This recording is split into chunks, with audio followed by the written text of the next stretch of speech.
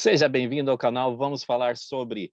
E hoje nossa aula vai ser muito especial, porque é sobre uma das sessões mais especiais de Doutrina e Convênios, que é a sessão 76, e é uma sessão que eu particularmente admiro demais, porque tem respostas para muitas perguntas que as pessoas têm, e são respostas relacionadas a aquelas perguntas, né, de onde eu vim, o que eu estou fazendo aqui na Terra e para onde eu vou.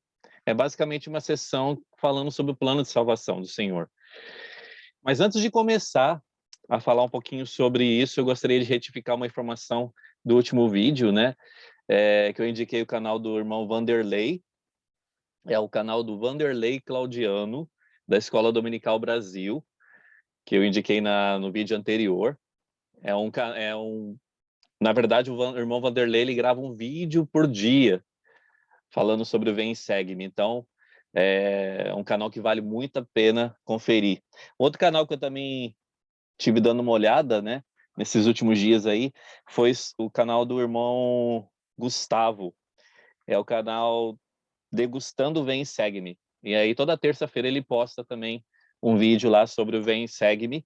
Então, é um canal também que vale a pena conferir.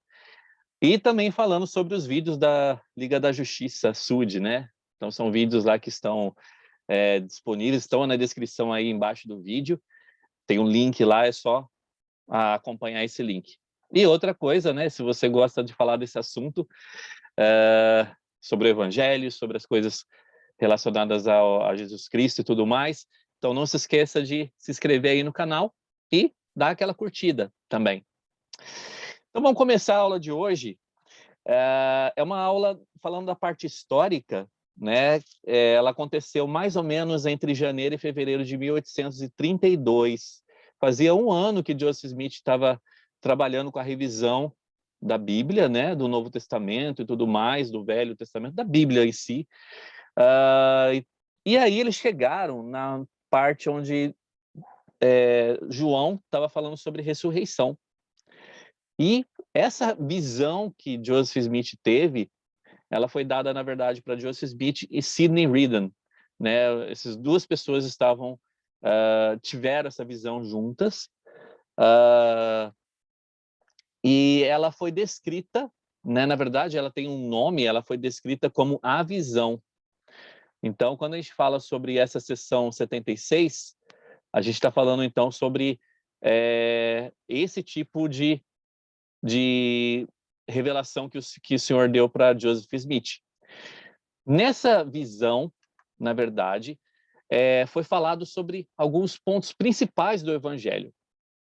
Entre eles, a gente teve uma visão da glória do Filho, lá no versículo 20 a 24, então é falado sobre uma visão da glória de Jesus Cristo.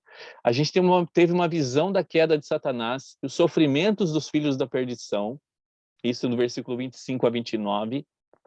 Nós tivemos também uma visão dos que herdam o reino celestial e ressuscitam na ressurreição dos justos, isso lá no versículo 50 até 70. E a gente também teve falando sobre a glória terrestrial, glória celestial e comparação entre os 3 graus de glória. Ou seja, é uma sessão cheia de assunto para a gente poder comentar e falar sobre.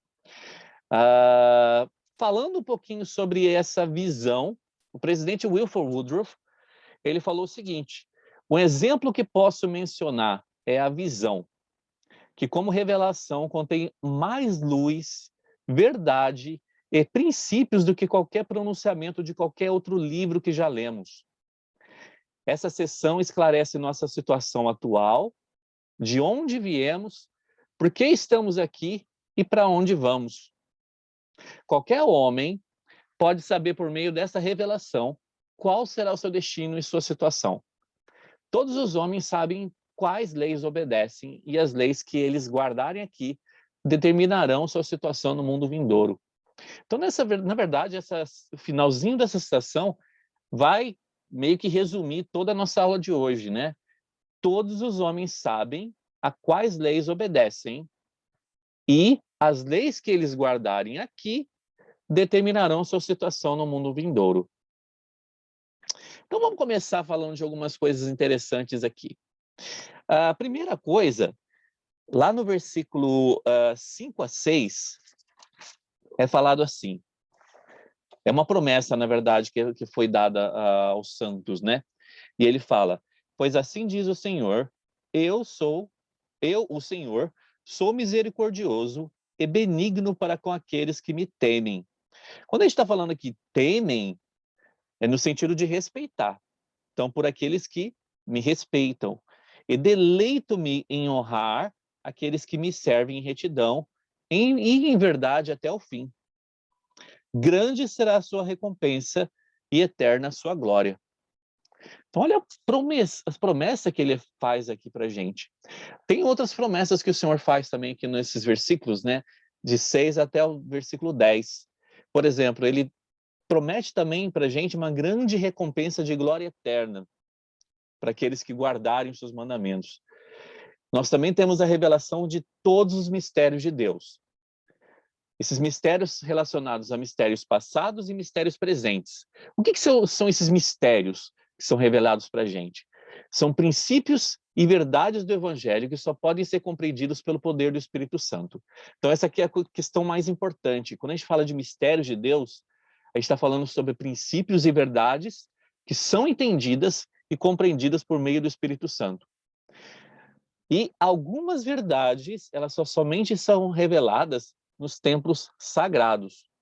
Então, existem lugares, por exemplo, a sala celestial no templo, que é um lugar onde nós podemos compreender melhor ainda os mistérios de Deus. Então, o Espírito Santo, ele tem essa relação com o nosso espírito e nós conseguimos compreender as coisas, as verdades do Senhor. Outras recompensas que são faladas aqui é que nós vamos ter o conhecimento de sua vontade relativa a todas as coisas do reino. Nós vamos ter o conhecimento das maravilhas da eternidade. Nós vamos ter conhecimento de muitas gerações. Nós também vamos ter grande sabedoria. E vamos ter um entendimento que alcança o céu e ao qual o mundo não se pode comparar. Olha que interessante, né? Algumas bênçãos que nós podemos receber por guardarmos os mandamentos. E é interessante quando o Senhor, na verdade, ele começa essa sessão falando sobre essas recompensas, porque essa sessão ela é cheia de recompensas. Na verdade, o tema principal dela é das recompensas que virão aos santos, né? Aos santos dos últimos dias, aos justos, né? As pessoas que tentam guardar os seus mandamentos. E temos várias bênçãos relacionadas a isso. Aqui no versículo 12, fala o seguinte, pelo poder do Espírito Santo, abriram-se nossos olhos, iluminou-se nosso entendimento, de modo a vermos e compreendemos as coisas de Deus. E enquanto meditávamos, isso lá no 19, enquanto meditávamos sobre essas coisas, o Senhor tocou os olhos do nosso entendimento e eles se abriram, e a glória do Senhor cercou-nos de resplendor. É interessante quando a gente pensa um pouquinho sobre essa questão, né? Que pelo poder do Espírito Santo, os nossos olhos se abriram e iluminou-se o nosso entendimento. O nosso espírito pode se comunicar com o Espírito Santo e vice-versa. Então, as coisas do Senhor, elas são reveladas por meio do Espírito. Mas existe um passo a passo para que isso aconteça, né? E esse passo a passo é exatamente no 19 que fala. E enquanto meditávamos sobre essas coisas. Meditar significa muito mais do que ficar pensando sobre alguma coisa. Na verdade, quando estudamos as Escrituras, a gente pode ler, a gente pode estudar e a gente pode ponderar sobre aquilo. Na verdade, é o convite que os missionários fazem para as pessoas, né? Ler, pensar e orar. Então, nós lemos, nós pensamos sobre aquilo, estudamos e ponderamos sobre aquilo, e a gente ora sobre aquilo para poder receber a resposta do Espírito Santo. Então, na verdade, tudo o que acontece, tudo que é revelado pelo Espírito, vai tocar o nosso coração. Aqui no manual do Instituto, fala uma coisa bem interessante sobre essa questão de meditação. A meditação é uma das portas mais secretas e sagradas pelas quais entramos na presença do Senhor. Jesus estabeleceu o exemplo para nós. Então, logo foi batizado e recebeu a aprovação do Pai. Jesus procurou o lugar hoje conhecido como Monte da Tentação, onde durante 40 dias de jejum comungou consigo mesmo e com o Pai e contemplou a envergadura da sua própria grande missão. O resultado dessa comunhão espiritual foi a tremenda força que lhe permitiu ordenar ao tentador: vai-te, Satanás, porque está escrito: ao Senhor teu Deus adorarás e só a ele servirás. O presidente Henry B. Eyring ele falou o seguinte sobre a questão da diferença entre somente estudar e ponderar. Ele falou dessa relação, né? Ler, estudar e ponderar não são a mesma coisa. Lemos o que está escrito e podem ocorrer-nos ideias. Estudamos e descobrimos padrões e conexões nas escrituras. Mas quando ponderamos, paramos para pensar sobre aquilo com o nosso coração, propiciamos a revelação do Espírito. Ponderar, para mim, é a reflexão e a oração que faço depois de ler e estudar as Escrituras cuidadosamente. Então, isso é ponderar. Essa é a chave da revelação. E é dessa forma que Joseph e Sidney estavam quando eles receberam essa visão. E não foi à toa que isso aconteceu. Né? Essa visão, na verdade, ela foi tão especial porque ela tratava de todo o plano do Pai Celestial, como eu falei no início. Lá no versículo 22, fala assim: e agora, depois dos muitos testemunhos que se prestaram dele, este é o testemunho último de todos.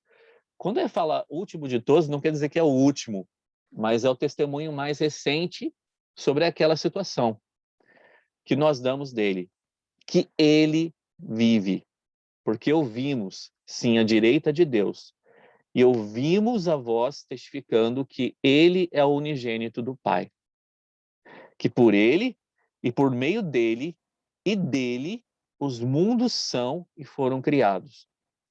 E seus habitantes são filhos e filhas gerados para Deus. Olha que testemunho sobre Jesus Cristo. Que por ele, por meio dele, os mundos são e foram criados. E seus habitantes são filhos e filhas gerados para Deus. Olha que maravilha a gente poder compreender que, na verdade, nós não estamos sozinhos nesse mundo, né? Existem outros universos, existem outros mundos. E esses mundos, como fala aqui, foram criados por Jesus Cristo. Ele é o mesmo Salvador para esses mundos também. É como se fosse uma dimensão relacionada, e nessa dimensão relacionada, a essa dimensão relacionada, Jesus Cristo, ele é o Deus dessas dimensões. A expiação, o poder expiatório dele não foi somente para o povo da terra, mas esse poder, na verdade, de expiação, ele foi para todas as criações de Jesus Cristo. Olha o que o Elder Bruce McConk, ele falou, comentando sobre isso, né? Ele falou: a jurisdição de Nosso Senhor e seu poder estende-se para muito além dos limites dessa pequena terra a qual habitamos. Ele é cumprindo as ordens do Pai, o Criador dos mundos incontáveis. Os que têm ouvido para ouvir encontraram essa doutrina na seguinte escritura, essa que a gente acabou de ler. Além do significado já claro dessa passagem, temos uma versão poética feita por Joseph Smith, que ele fala o seguinte nessa poesia: e ouvi uma grande voz prestando testemunho desde o céu. Ele é o Salvador e o unigênito de Deus.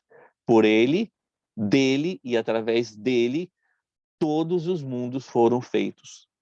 E mesmo tudo que se move na vasta amplidão dos céus. Isso está lá em Doutrina Mormon, né, pelo Bruce R. McConk, na página 66 desse livro.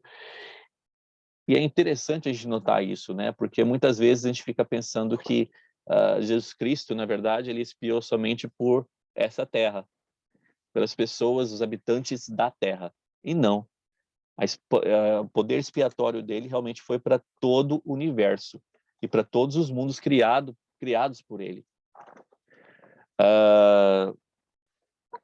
E aí, na verdade, aqui a partir do versículo 25, ele começa a falar um pouquinho sobre um outro ponto criado, né? Que foi revelado para eles. Falou que no versículo 25, isso também vimos e testificamos, que o anjo de Deus, que possuía autoridade na presença de Deus, que se rebelou contra o Filho unigênito, a quem o Pai amava e que estava no seio do Pai, foi expulso da presença de Deus e do Filho. E foi chamado perdição, porque os céus prantearam por ele. Ele era Lúcifer, um filho da manhã. E olhamos e eis que ele caiu. Caiu ele, um filho da manhã. Então aqui no versículo 25 e 26, tem uma descrição, na verdade, sobre a guerra dos céus que aconteceu na vida pré-mortal. Então, na vida pré-mortal, o que acontece? Nós tivemos a chance de presenciar dois grandes planos que foram apresentados ao Senhor, a Deus, a Elohim. Um desses planos foi apresentado por Lúcifer. Só para a gente saber, né, Lúcifer, ele significava o que brilha, ou seja, o portador da luz. Então, dos planos que foi oferecido por Lúcifer era: nós viríamos à Terra, nós guardaríamos os mandamentos, ou seja, todo mundo ia voltar à presença de Deus, à presença de Elohim. O grande problema desse plano é que nós não teríamos escolha.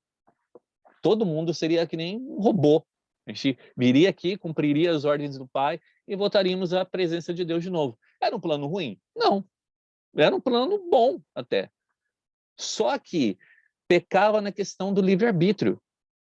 A liberdade de escolha seria o grande problema. Nós não teríamos essa liberdade de escolha. Já Jesus Cristo, ele veio e propôs um outro plano. E esse plano foi: nós viríamos à Terra, teríamos liberdade de escolha, cometeríamos pecados e tudo mais, e a glória seria do Pai. E Jesus Cristo viria à Terra para poder pagar por todos os nossos pecados. Ele se sacrificaria para que nós pudéssemos voltar à presença de Deus. Nessa história toda, né, houve então uma batalha nos céus, porque houve pessoas, né, que aceitaram o plano de Lúcifer, que acharam esse plano realmente tentador, e teve pessoas que aceitaram o plano de Cristo. Então foi um conselho nos céus que aconteceu.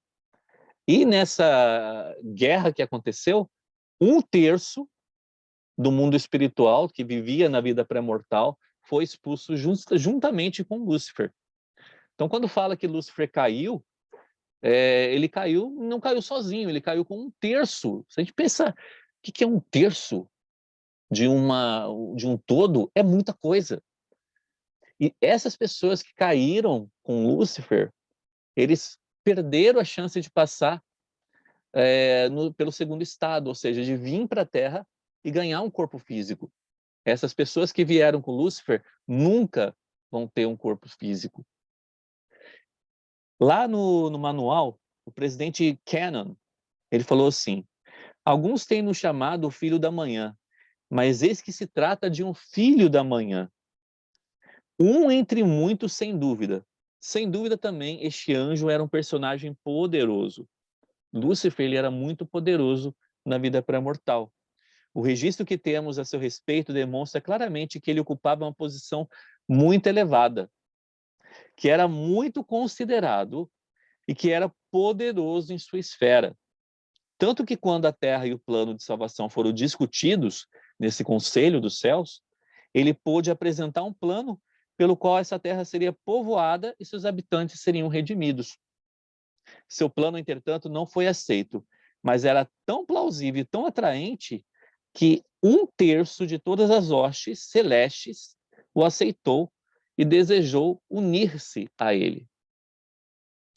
Ora, a diferença entre Jesus e Lúcifer era esta: Jesus desejou submeter-se à vontade do Pai. Jesus, desde aquela época da vida pré-mortal, mostrou exemplo para a gente do que nós podemos fazer, que é submetermos à vontade do Pai. O nome Lúcifer significa portador de luz ou que brilha. E a palavra perdição significa perda ou destruição.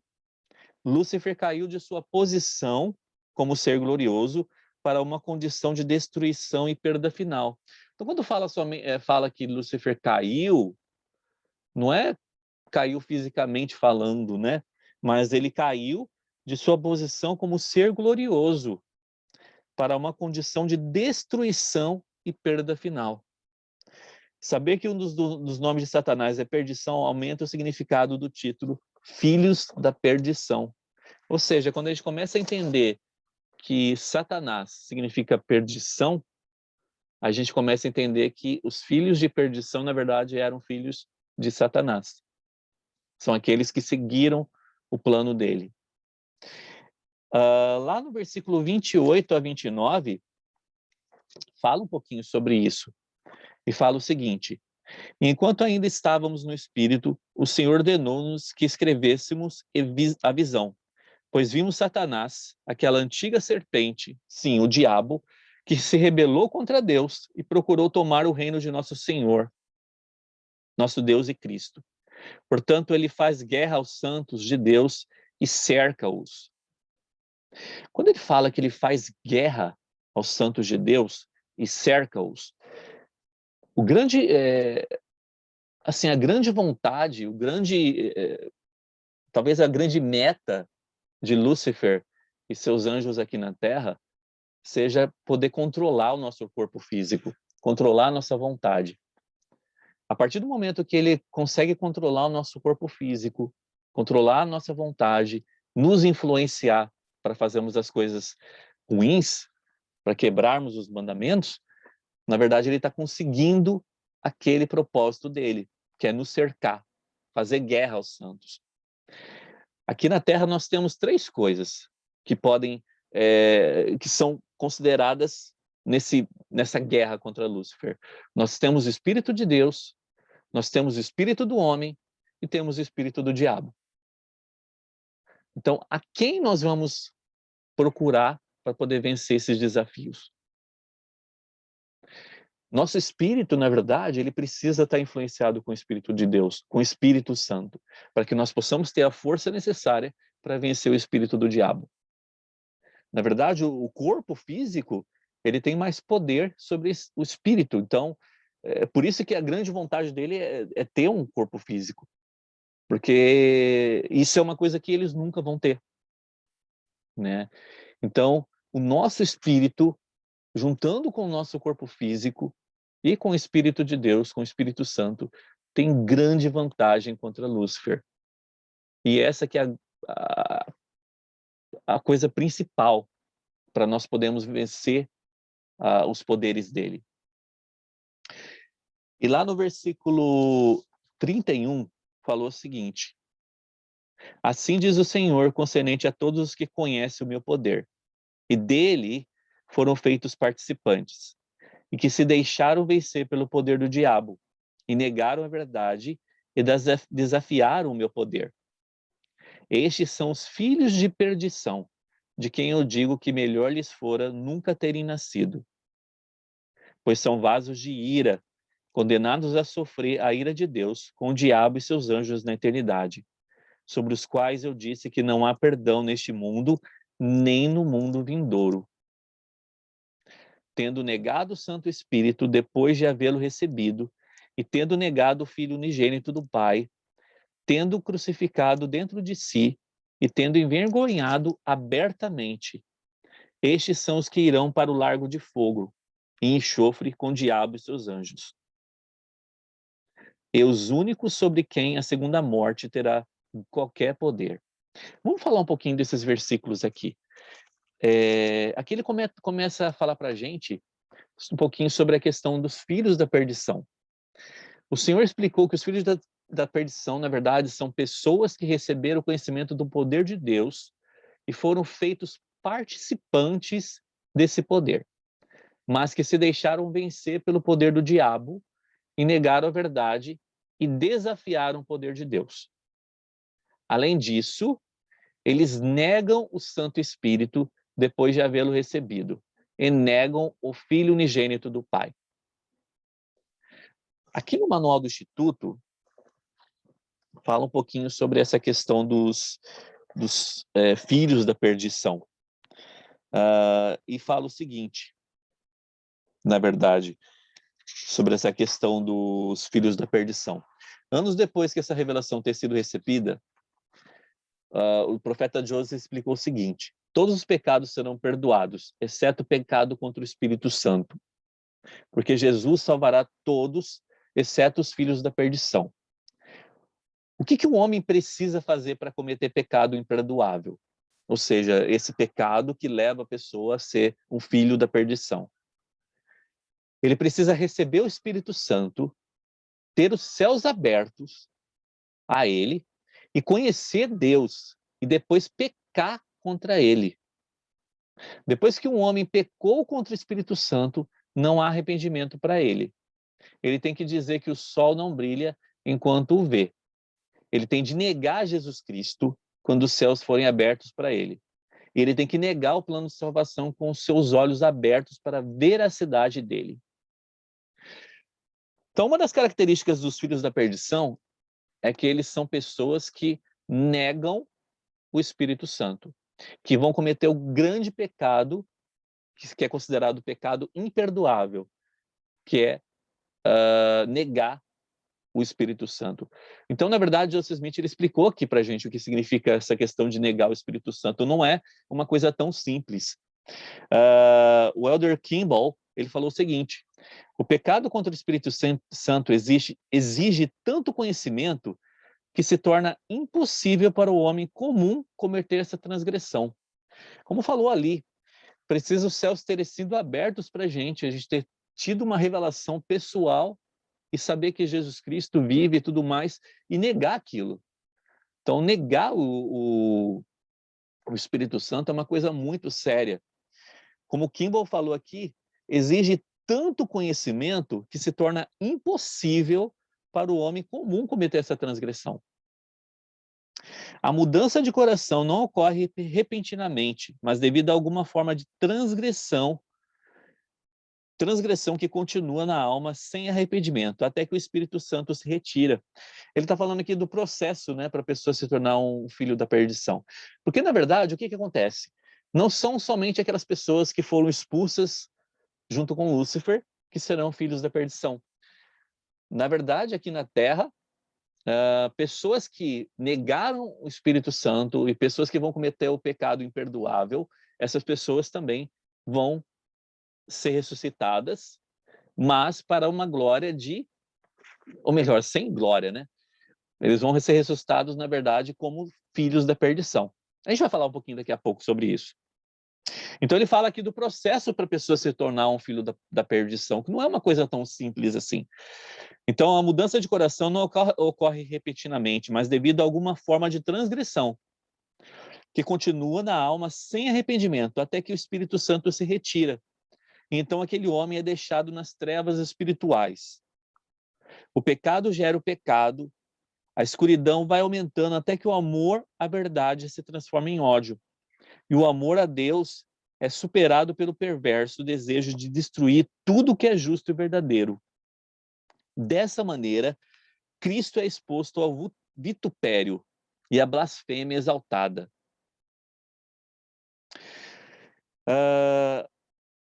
Tais pessoas se colocaram fora do alcance e poder redentor de Cristo. Elas não podem partilhar de sua misericórdia, porque não têm a menor intenção de se arrepender, tendo perdido totalmente o Espírito de Deus. Olha como que acontece esse processo. É uma coisa muito séria, né? A pessoa, na verdade, ela vai cometendo pecado atrás de pecado, até que chega um momento que essa pessoa não sente mais necessidade de se arrepender.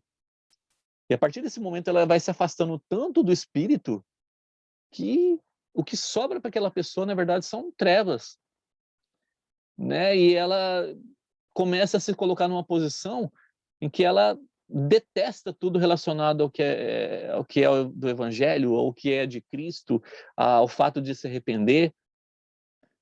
Então é uma coisa muito séria que acontece aqui, quando a gente está falando sobre pecar contra o Espírito, né?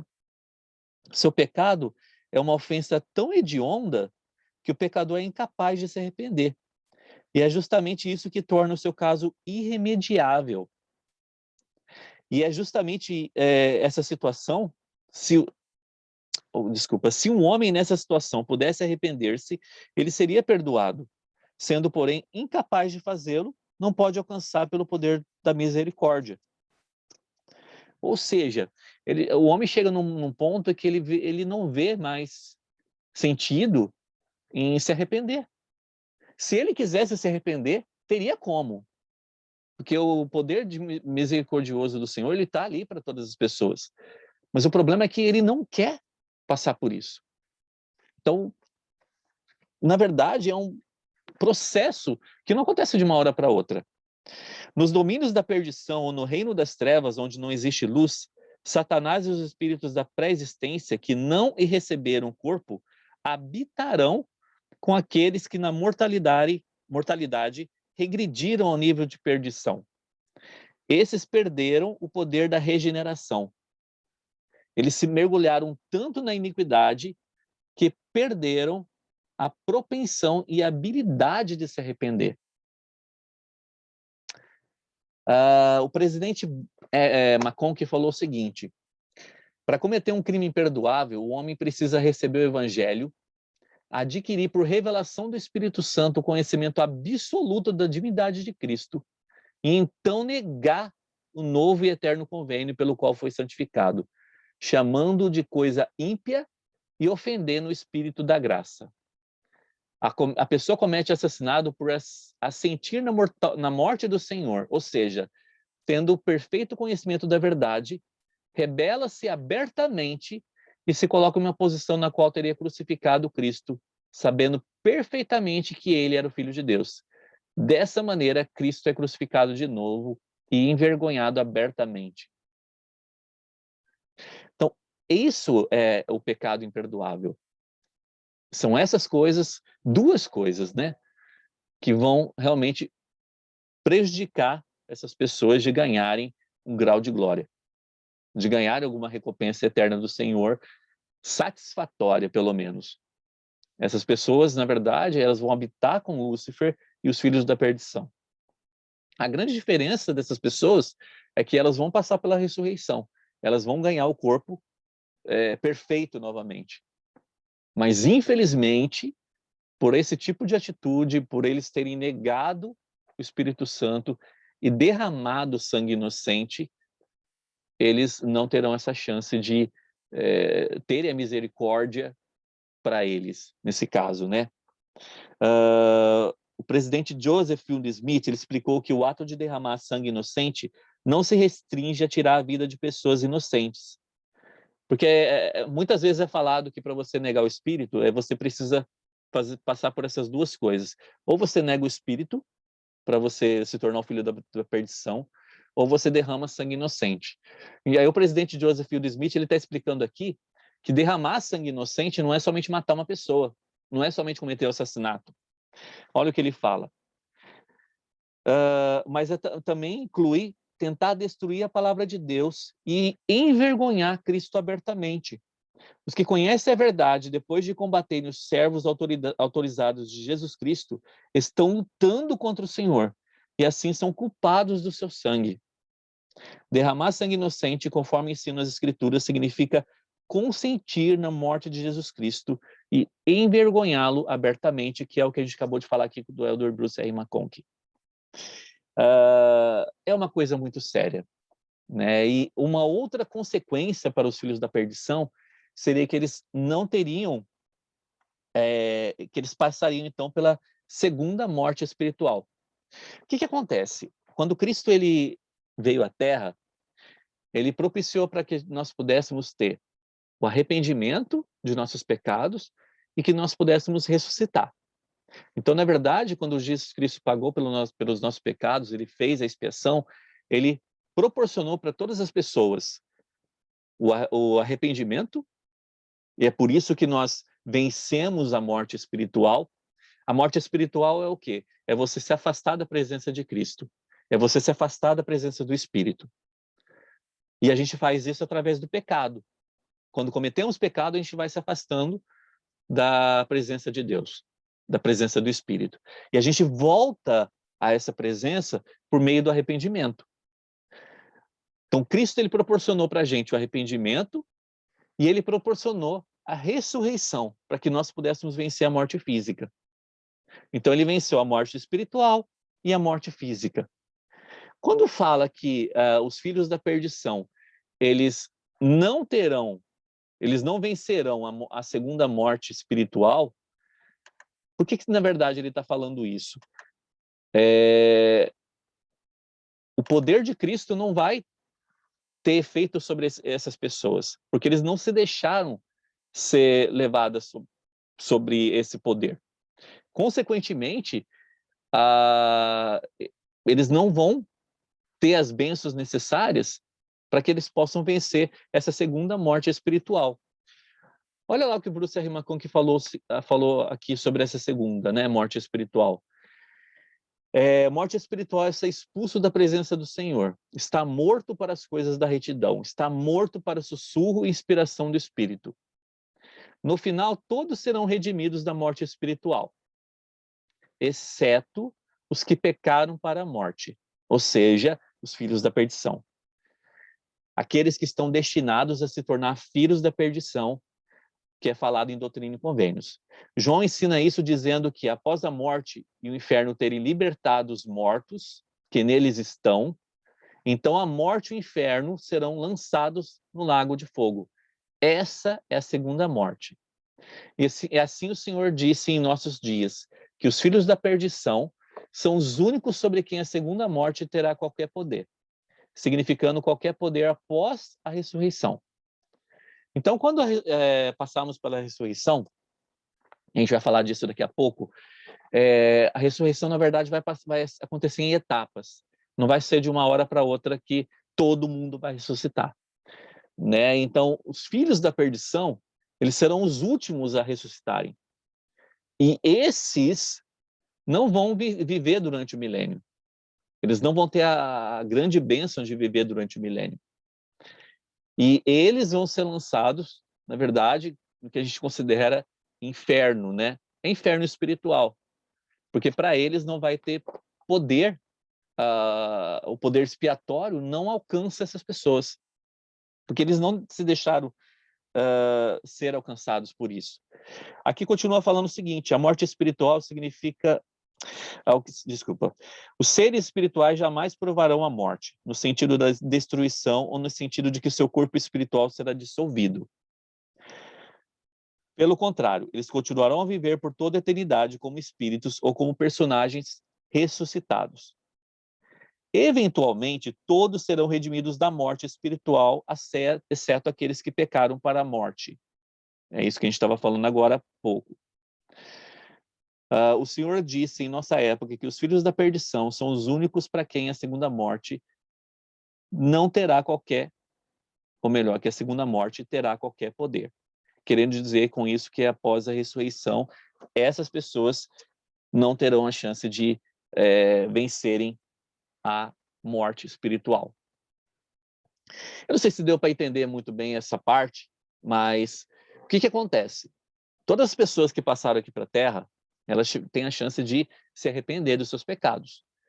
E, consequentemente, elas vencem a morte espiritual. O que vai acontecer com os filhos da perdição é que, porque eles não têm essa vontade de se arrepender, esse poder de arrependimento proveniente pela expiação não vai ter poder sobre eles, porque eles não se deixam ser levados por isso. Consequentemente, essa segunda morte espiritual vai ter poder somente sobre essas pessoas. Por isso que essas pessoas viverão com Lúcifer e seus anjos, né? Após a ressurreição. Uma coisa importantíssima sobre isso.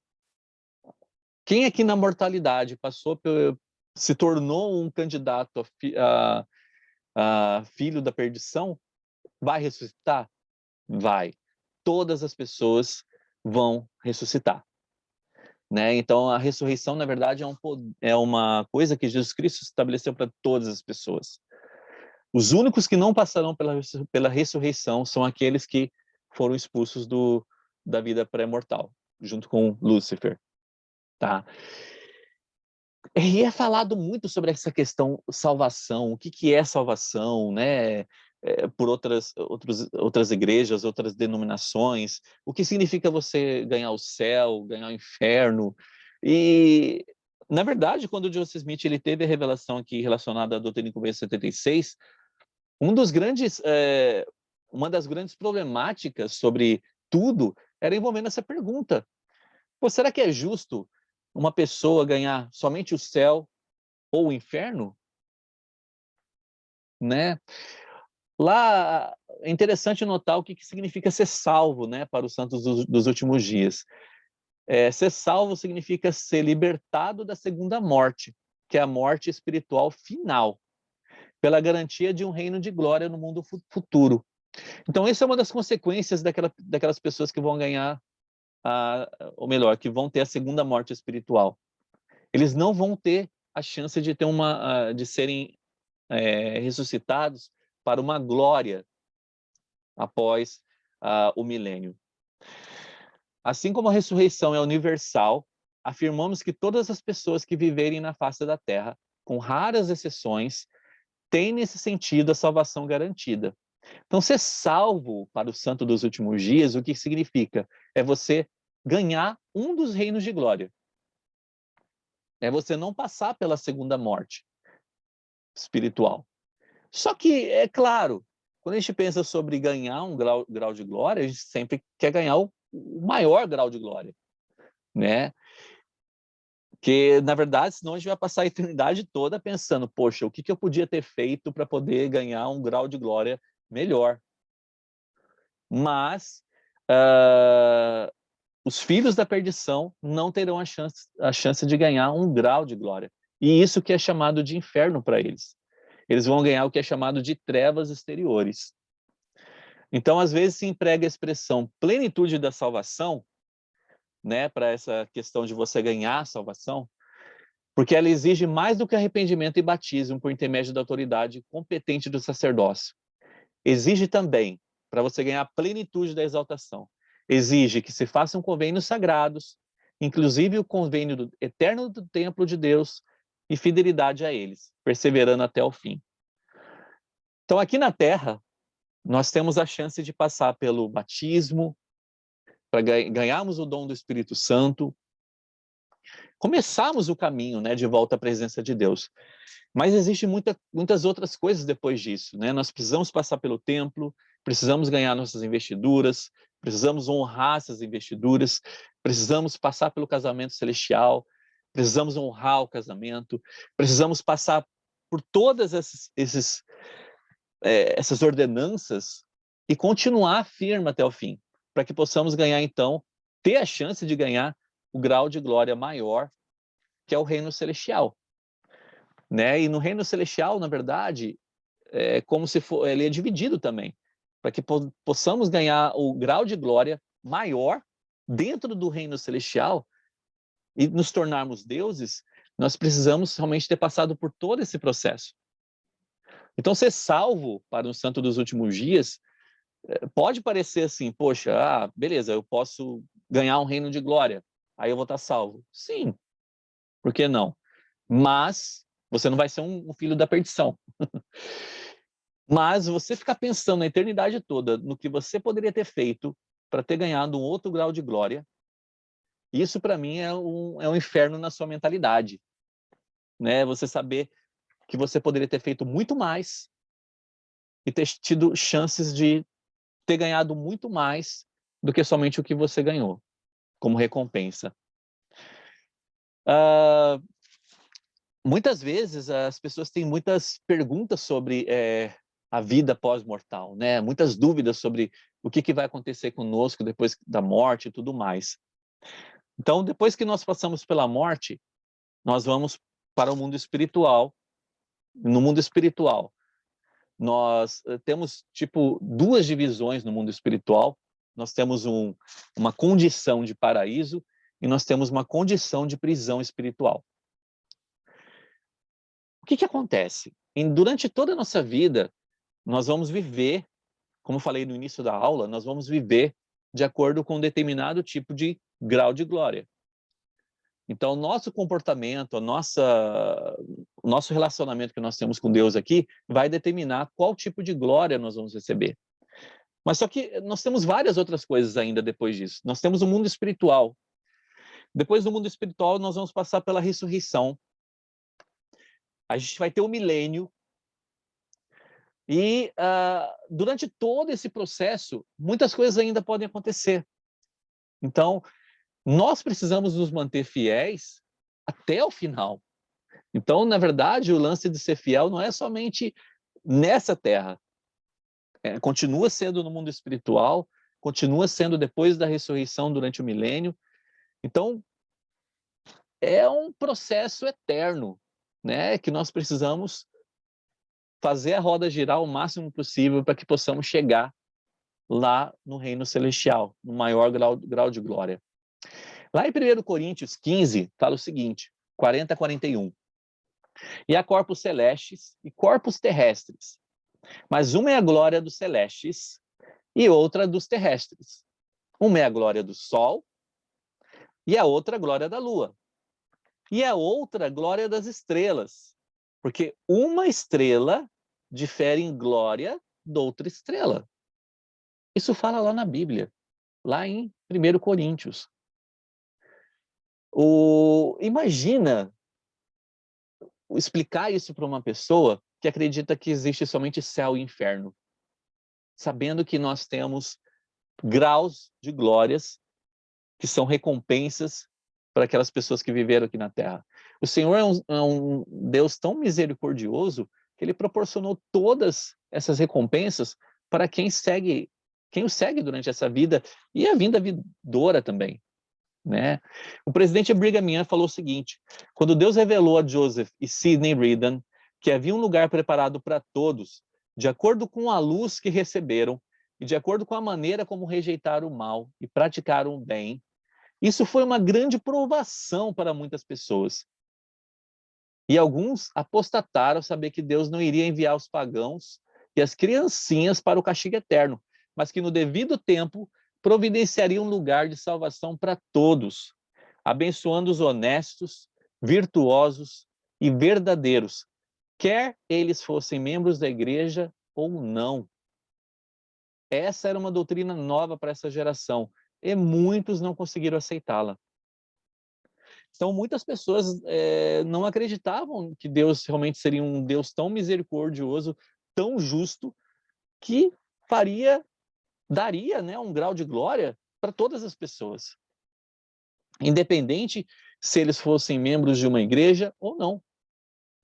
E muitas pessoas apostataram, né, deixaram a igreja por causa disso. E foi muito difícil, até mesmo para Brigham Young, né? Eu li numa outra citação, ele falando para ele que para ele também foi bem difícil aceitar isso. Mas o Senhor, ele é muito misericordioso. E Ele quer que nós possamos voltar à sua presença. Só que isso depende de nossa atitude durante todo o momento que nós estamos de nossa vida, né? Não somente aqui na Terra, mas depois dela. Lá em João 5:29, que foi, na verdade, a escritura que meio que depois de ler essa escritura, os céus se abriram e Joseph Smith teve essa visão toda, que está em Doutrina e Convênio 76. Essa escritura fala o seguinte: e os que fizeram o bem sairão para a ressurreição da vida, e os que fizeram o mal para a ressurreição da condenação. Beleza, aqui então fala sobre dois tipos de ressurreição: ressurreição da vida e ressurreição da condenação. O que seria isso? Na verdade, o processo da ressurreição ele vai ser um processo relacionado a 4 etapas. Nós vamos ter 4 etapas de ressurreição. Então, a primeira ressurreição é como se fossem 2 trombetas, né? 4 trombetas que serão tocadas. A primeira ressurreição, ela aconteceu à vinda do Senhor. Lá em Doutrina e Convênios 88, 97 e 98, fala o seguinte: e que estiverem dormindo e suas sepulturas surgirão, pois suas covas se abrirão, e eles também serão arrebatados para encontrá-lo no meio do pilar do céu. eles são de Cristo, as primícias, os que descerão com ele primeiro, e os que estarão na terra em suas sepulturas, os quais primeiro serão arrebatados para encontrá-lo. E isto tudo ao som do toque da trombeta do anjo de Deus. Então, a primeira trombeta, a primeira ressurreição vai acontecer com a vinda de Jesus Cristo. Lembrando que, quando Jesus Cristo ressuscitou, teve algumas pessoas que já ressuscitaram também. Essas também já fazem parte da primeira ressurreição. A primeira ressurreição é relacionada a pessoas que são da ordem celestial, ou seja, são pessoas que viveram a sua vida de acordo com as regras do reino celestial. A segunda trombeta ressoará após a ressurreição dos santos, ou seja, após a ressurreição daqueles que estão da ordem celestial, vai soar a segunda trombeta. E fala lá no versículo 99 de Doutrina e Convênios. E depois disto, outro anjo soará, o que é a segunda trombeta. Então virá a redenção daqueles que forem de Cristo na sua vinda, aqueles que receberam a sua porção naquela prisão preparada para eles, a fim de que pudessem receber o evangelho e ser julgados de acordo com os homens na carne. A primeira ressurreição, então, ela é dividida para quem é do reino celestial e aqueles da ordem terrestrial. Essas são as duas categorias que fazem parte da primeira ressurreição. Então, na verdade, quando a gente está falando do milênio, a gente está falando que durante esse período de 1000 anos, né, que Jesus Cristo vai governar a Terra, nós teremos duas categorias de pessoas sendo ressurretas. Teremos a categoria do reino celestial e a categoria do reino terrestrial. Então, a vida que a pessoa teve durante aqui essa Terra, durante o mundo espiritual, né, após essa Terra, isso vai categorizar, então, se você vai ganhar um grau, uma ressurreição para um grau de glória celestial ou um grau de glória terrestrial. A gente vai falar um pouquinho desses graus daqui a pouco também. Ao fim dos 1000 anos, quando estiver chegando no final dos 1000 anos de paz e retidão, a segunda ressurreição vai acontecer. E aí, com essa segunda ressurreição, vai acontecer a ressurreição daqueles que são de ordem celestial. Ou seja, são aqueles que são da ordem das estrelas. Aí fala o seguinte, né, no versículo 100 a 101. Novamente outra trombeta soará, a qual é a terceira trombeta. E então virão os espíritos dos homens que serão julgados e se encontram sob condenação. E esses são o resto dos mortos. E eles não viverão mais até que se passe os 1000 anos, nem até o fim da terra. Ou seja, aqueles que são da ordem celestial são os que, na verdade, se deixaram ser envolvidos aqui por Lúcifer durante a Terra. E muito mais do que os da ordem terrestrial ou da ordem celestial, né, e tudo mais. E essas pessoas, elas vão meio que abrir o campo para que Lúcifer ele possa ser solto no final do milênio. Quando fala que Lúcifer ele vai ser solto no final do milênio, na verdade, o que isso significa? É que as pessoas da ordem celestial que vão começar a ressuscitar, elas vão abrir a brecha para que Lúcifer possa voltar a influenciar as pessoas. Então, as pessoas vão voltar a ser influenciadas por Lúcifer ali, no final do milênio. Depois desse período ainda, não tem um intervalo de tempo que seja indicado aí, vai acontecer a última parte da segunda ressurreição. Ou seja, é a ressurreição dos filhos da perdição. Que fala o seguinte, uma outra trombeta soará, a qual é a quarta trombeta, dizendo, entre os que permanecerão até o grande e último dia, sim, o fim, acham-se aqueles que permanecerão imundos ainda. Ou seja, são exatamente aquelas pessoas que irão ressuscitar para a ordem de filhos da perdição. Essas pessoas, na verdade, não vão ganhar um grau de glória, como a gente falou agora há pouco, né? Mas elas vão ganhar as trevas exteriores, tá? As pessoas que herdarão o reino celestial, elas terão corpos que serão celestiais, cuja glória é do sol. As pessoas do reino terrestrial terão corpos que diferem daquelas pessoas do reino celestial, assim como a glória da lua difere da glória do sol. Os corpos celestiais terão uma glória menor, assim como a glória das estrelas difere da glória da lua. Então, os corpos das pessoas que vão ressuscitar durante o milênio, né, e na segunda vinda de Cristo, até o final do milênio, esses corpos eles vão ressuscitar para um determinado tipo de glória. E aqui fala o seguinte, né?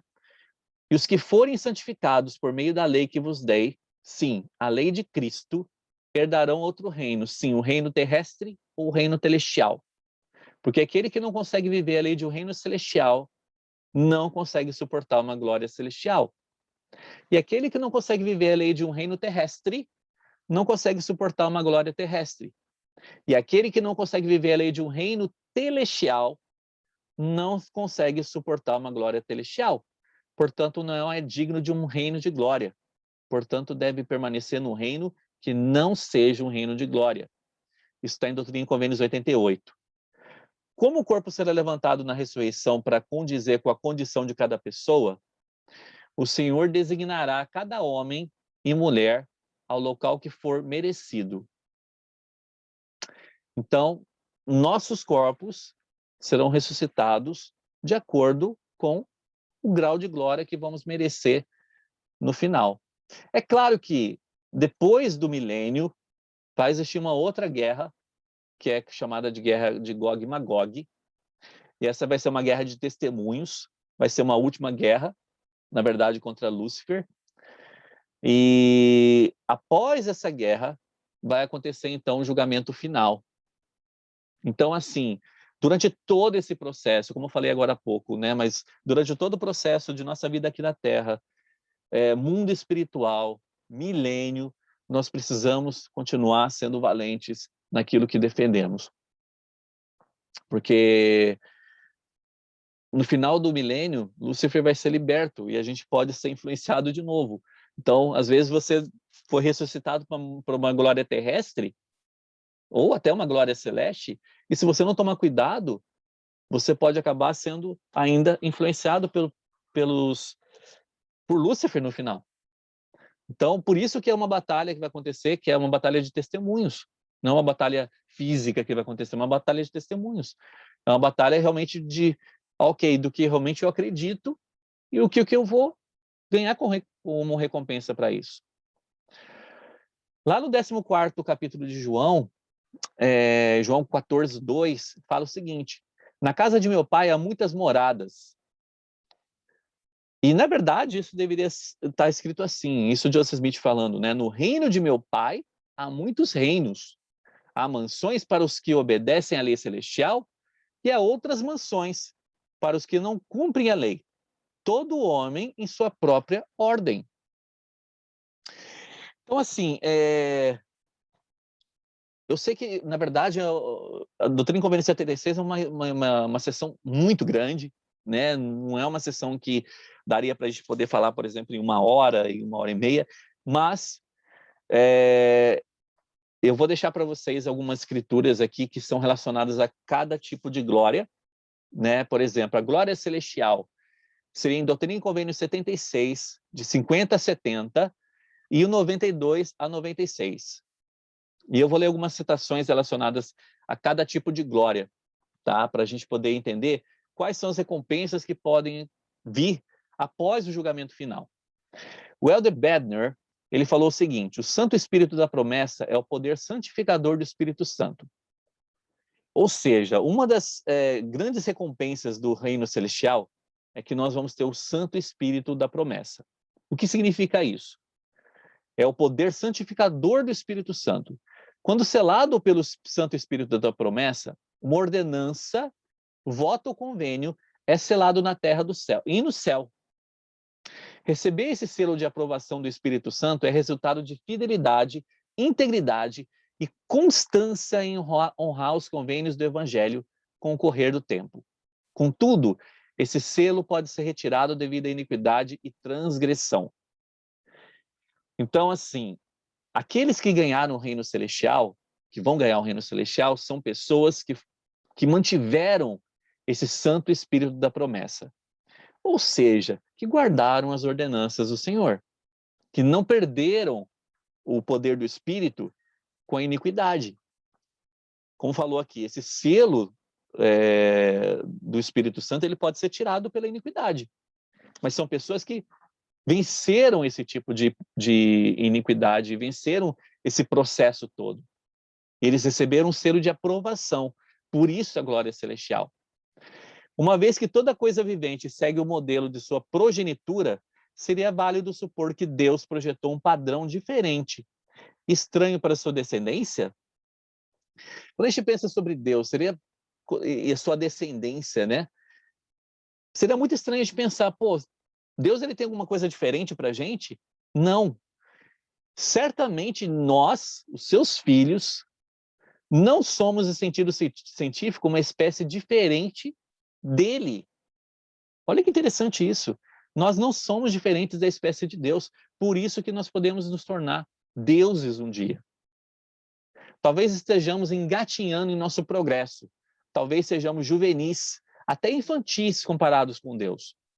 No entanto, nas eternidades, se formos dignos, poderemos ser como Ele é. Entrar em sua presença, ver como somos vistos e conhecer como somos conhecidos e receber de sua plenitude.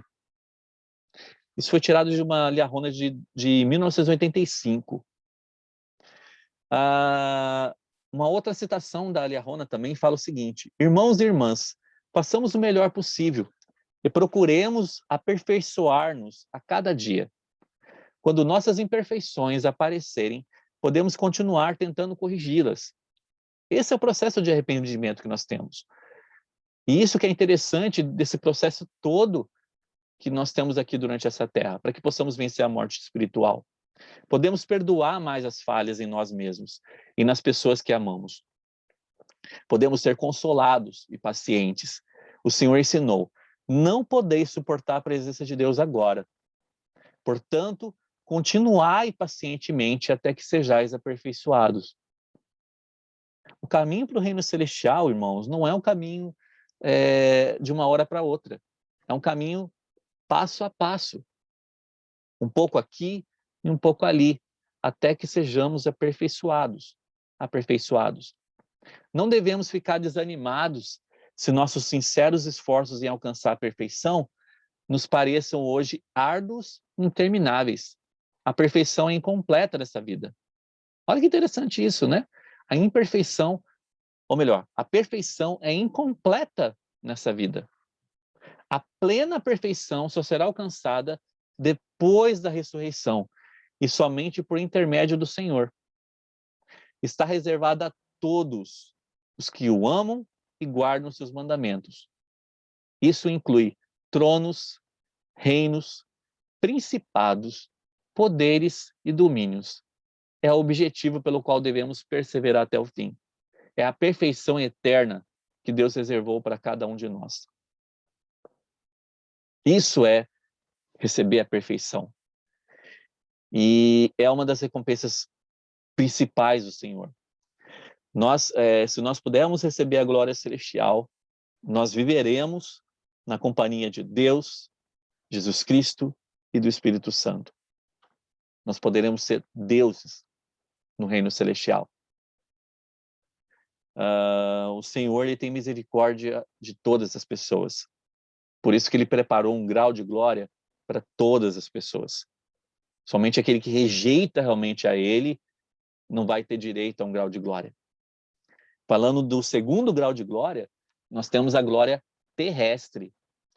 Essa glória terrestre, ela se encontra lá em Doutrina e Convênios 76, do versículo 71 a 80, e de 87, 91 e 97.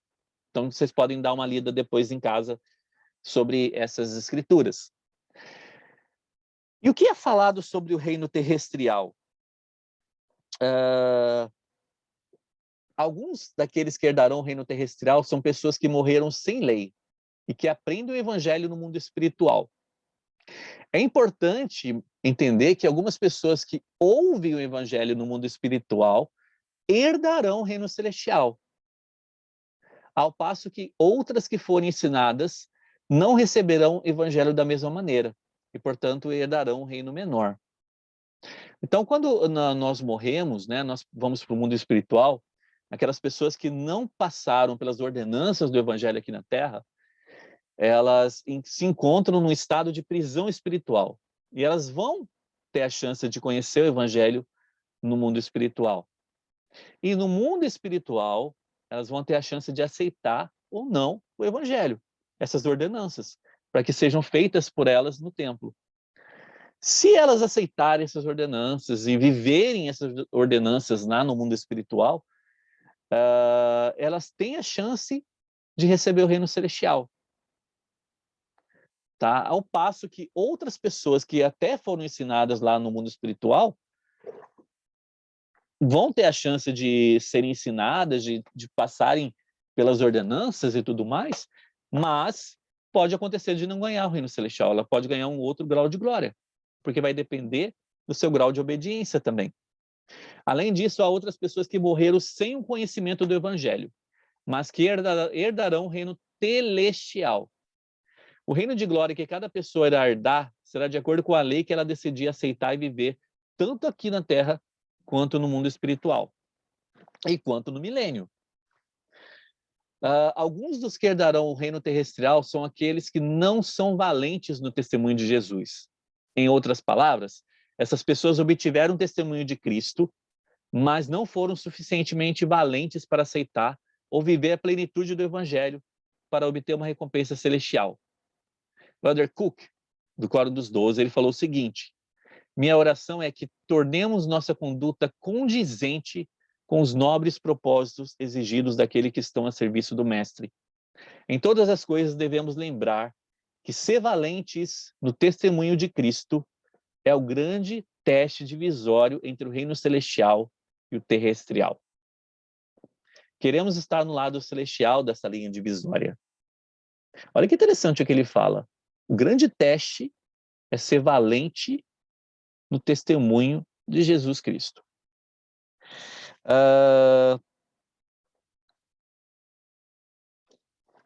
Aqui no manual fala o seguinte: embora não tenham vivido de conformidade com a lei, mesmo assim, tais pessoas herdarão o reino terrestrial. Porque, como o presidente Joseph Fielding Smith afirmou, não estão sob condenação por violar os mandamentos do Senhor. Estes têm promessas de redenção da morte nessas palavras. Estes também participarão das misericórdias do Senhor e terão espírito e corpo ligados, tornando-se assim imortais. Os que não receberam o testemunho de Jesus na carne são os que ouviram o evangelho na mortalidade e o rejeitaram. Se eles o receberem depois, os que não ouviram, né? Isto é, no mundo espiritual, serão herdeiros do reino terrestrial. Esses são os que não receberam o testemunho de Jesus na carne, porque o rejeitaram aqui, mas lá no mundo espiritual eles tiveram a chance de conhecer de novo. O presidente Smith ele falou o seguinte: para o reino terrestrial irão todos aqueles que são honrados e viveram uma existência limpa e virtuosa, que se recusaram a aceitar o evangelho, mas que no mundo espiritual se arrependeram e o aceitaram, até o ponto que lhes pode ser concedido. Muitas de tais pessoas foram cegadas pelas tradições e apego às coisas do mundo, e não foram capazes de vislumbrar as belezas do evangelho. O presidente McConkie, na verdade, ele conta uma história, né, de um homem que ele era membro da igreja e ele viveu a vida toda aqui fazendo besteira, né? E a esposa sempre valente no evangelho e tudo mais. E aí ele sempre falava: quer saber?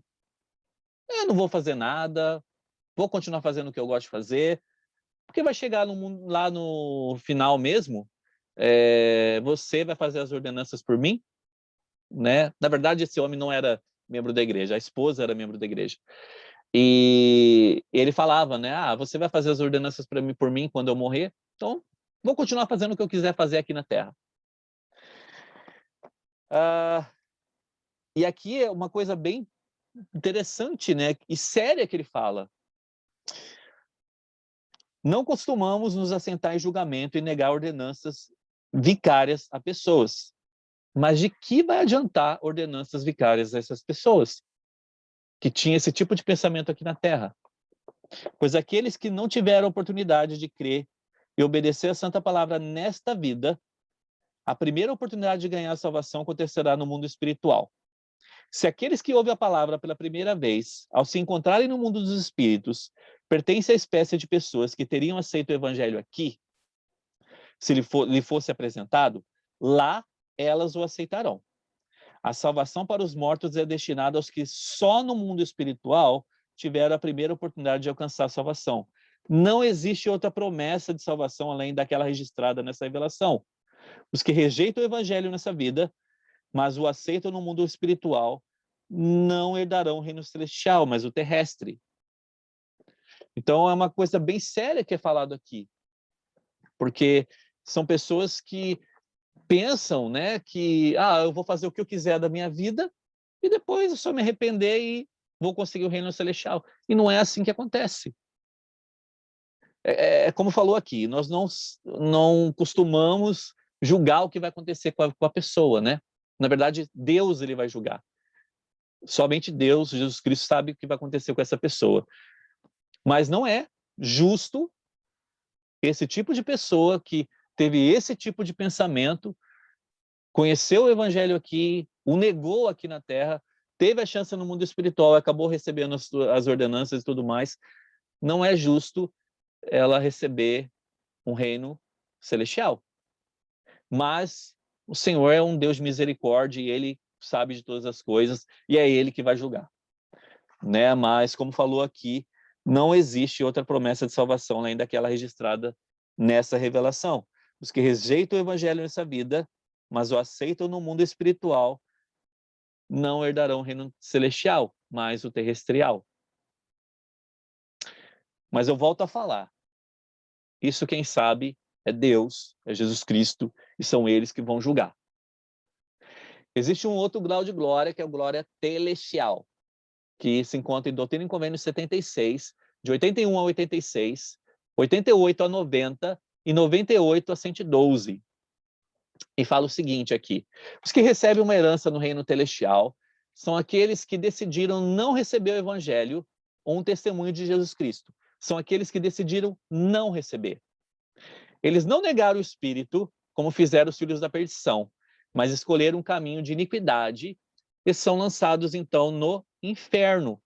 Nesse caso, o inferno se refere àquela porção do mundo espiritual, onde aqueles que foram desobedientes na mortalidade sofrerão por seus próprios pecados, porque não se arrependeram. Essas pessoas permanecerão nesse estado do inferno até ressurgirem na última ressurreição, que seguirá o milênio. Esse estado de inferno é o estado de prisão espiritual no mundo espiritual, em que as pessoas que estiverem ali decidiram não se arrepender. Elas decidiram não deixar o processo de arrependimento acontecer na vida delas. Decidiram não receber as ordenanças, decidiram não seguir Jesus Cristo. Então, essas pessoas, elas vão ganhar a glória celestial. Fala o seguinte aqui: a porção do mundo espiritual habitada por espíritos iníquos que estão aguardando o eventual dia da ressurreição é denominada inferno. No espaço compreendido entre a morte e a ressurreição, essas almas iníquas são lançadas em trevas profundas, na depressão lúgubre do inferno, no Hades de espíritos iníquos que aguardam no inferno. Ali sofrem os tormentos dos condenados, são consumidos na vingança de fogo eterno. Lá há choro, lamentações e ranger de dentes. São pessoas que ficam pensando o que poderiam ter feito na vida melhor. São pessoas que estão apegadas tanto a essa terra que não se libertam das coisas que tem aqui. O inferno terá um fim. Presenciando eventos futuros, João viu que a morte e o inferno deram os mortos que nele havia e foram julgados, cada um segundo as suas obras. Depois que ressuscitarem, a grande maioria daqueles que sofreram no inferno passarão para o reino celestial. O restante, amaldiçoados como filhos de perdição, serão condenados a sofrer o tormento eterno com o diabo e seus anjos. Quem irá para o inferno? Esta é a questão respondida nas Escrituras. Considerando que os seres destinados ao reino celestial seguem a seu destino pelas profundezas do inferno, em virtude da obediência à lei celestial, acontece com isto que todos que viverem uma lei celestial irão para o inferno. Que é chamado de inferno, na verdade, o reino celestial. Não o reino celestial, né? Mas as pessoas que estarão no estado de inferno, porque são pessoas que vão pensar o que poderiam ter feito a vida toda a sua existência, o que eles poderiam ter feito diferente e poderiam ter alcançado um outro grau de glória.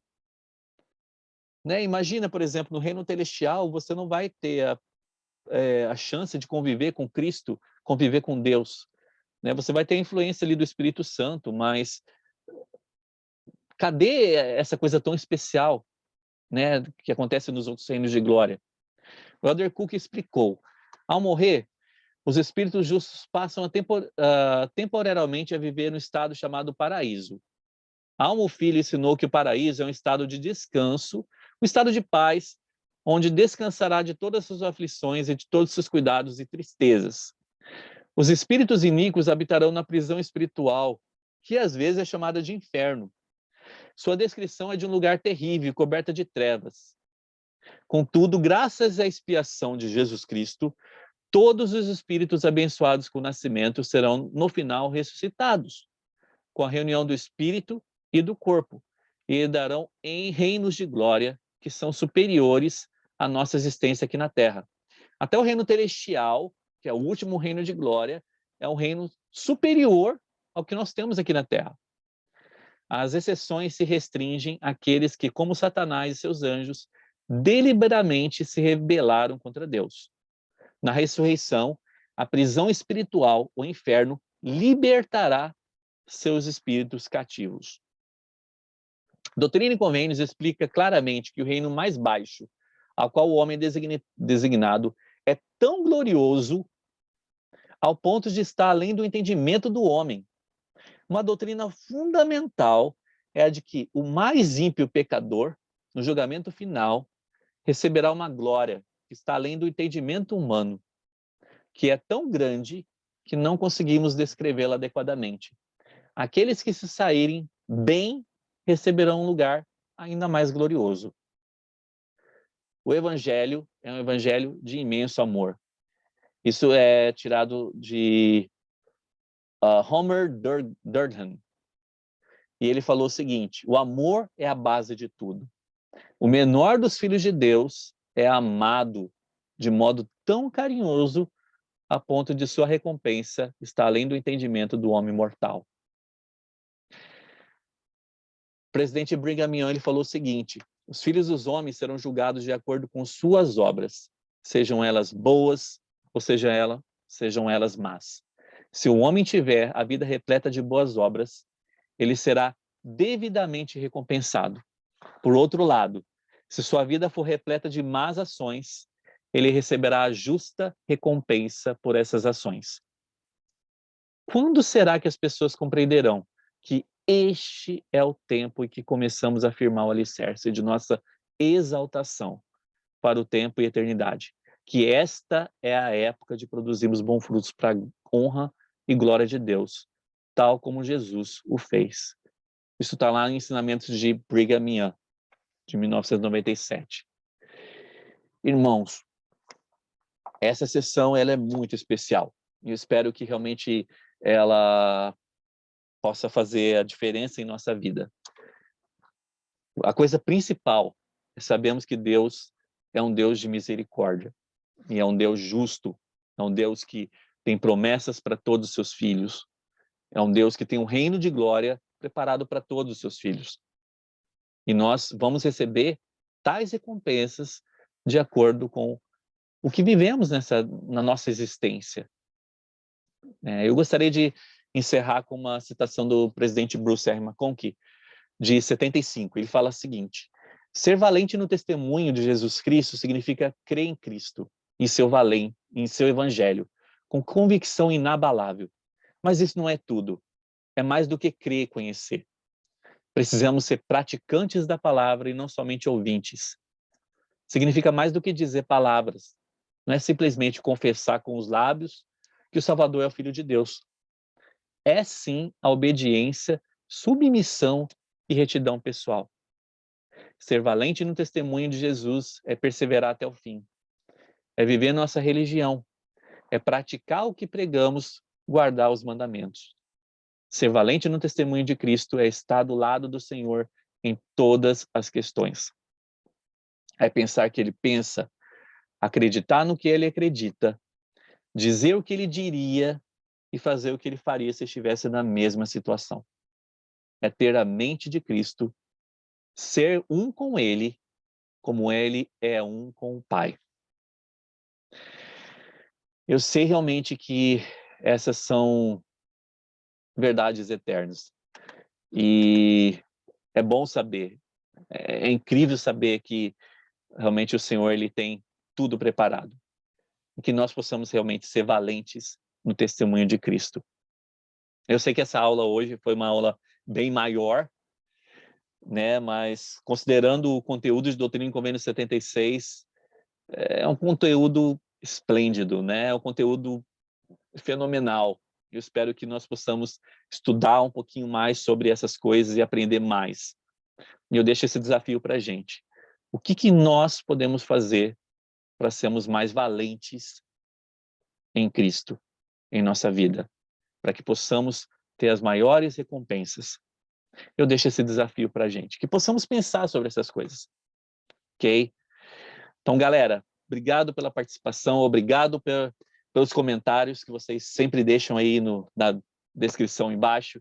Espero que as coisas que discutimos aqui hoje, que falamos sobre hoje, possam fazer diferença em nossas vidas, que possamos mudar o que precisamos mudar, que possamos fortalecer aquilo que já temos de bom e que possamos realmente fazer diferença em nossa vida, em nossa existência pós-mortal. Ok? Eu deixo esse desafio, então, para a gente. E a gente se vê, então, na próxima. Não deixa aí de curtir, de se inscrever no canal. E a gente se vê, então, no próximo encontro. E até lá. Grande abraço aí para todo mundo e a gente se vê, então, na nossa próxima aula. Ok? Então, eu deixo essas coisas no sagrado nome de Jesus Cristo. Amém.